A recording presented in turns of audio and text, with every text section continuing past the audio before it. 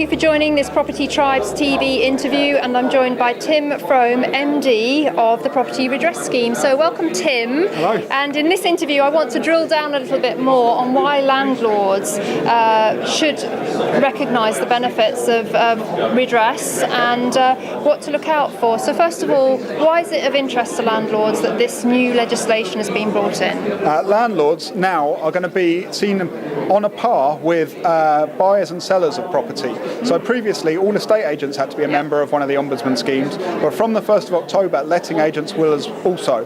What this means for landlords is that landlords, if they have a complaint against their agent, they will be able to escalate that complaint to the independent Ombudsman, who will be able to make a decision on that complaint. The letting agent is going to be required to join from the 1st of October. If they don't join, they're going to be subject to fines from trading standards, but more importantly, by joining one of the schemes, the complaints procedure and the actual scheme itself will have the power to make compensation awards of up to £25,000 if that agent has acted in a way as to cause the landlord financial loss. Absolutely, and I think one of the points that we want to get across between both of us is that a landlord should vet a letting agent prior to working with them, and one of the key questions they should ask is which redress scheme you're a member of. Exactly. Now, well, if they do it after the 1st of October, as it is a legal requirement, the agent must be a member of one of the three schemes. So they should, any landlord should be asking that question right from the beginning. Obviously, the fees that the letting agent is charging is important. The type of tenant that the letting agent can obtain for that landlord is important. But also, if there is a complaint that the landlord may have against the letting agent, they will want to know that it's going to be dealt with properly. And if the agent itself isn't going to deal with it properly, that it can be escalated to a third party who can provide decent redress to the landlord. Quite, and all this is really about building confidence in the private rented sector, because it's been a little bit of a wild west for a long time. It's really in, the whole government agenda is obviously escalated, and we want to work as a community to raise standards. And if landlords find an agent that isn't a member of an Ombudsman scheme, what should they do? They can inform their local trading standards office at the local authority in which they are based. That trading standards has the power to actually implement a £5,000 fine on the spot. It's a bit like a parking ticket, and the letting agent will be required to pay that fine, and if they don't pay that fine, they can be provided with another ticket.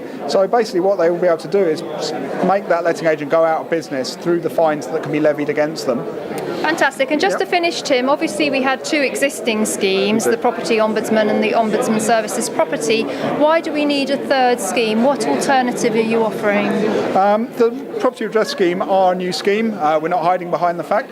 But what we've done is we've actually looked at the industry. We've seen that there's a lot of different types of letting agent out there. You've got a letting agent from your person who is just looking after a couple of properties for family members, all the way through to one of the big chains who might have up to 1,000 branches throughout the country. And what that requires is different models of redress scheme that allow all different types of letting agent to join and to be compliant with the legislation. So what we've done is we've thought about it. We're actually offering two different models. So the letting agent can join on our entry model, which is a low-cost model which allows the agent to comply with the legislation.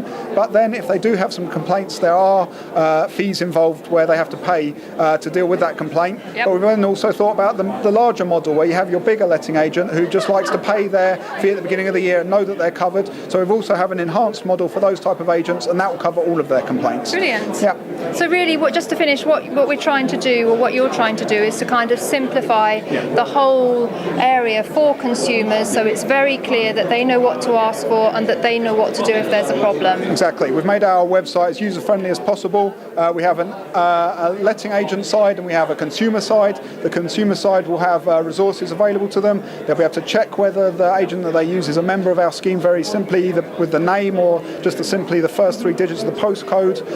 We provide guidance about how to complain, the best way to get a resolution to your complaint. But this works both ways as well, because we're offering the same to the agent as well. So best practice in how to deal with complaints to stop them escalating further. Fantastic. Well, thank you so much for joining me, and thank you to Property Redress Scheme for your support of Property Tribes as well. It's our pleasure. We're happy to get the name out there. Thank you. All the best for the 1st of October. Thank you.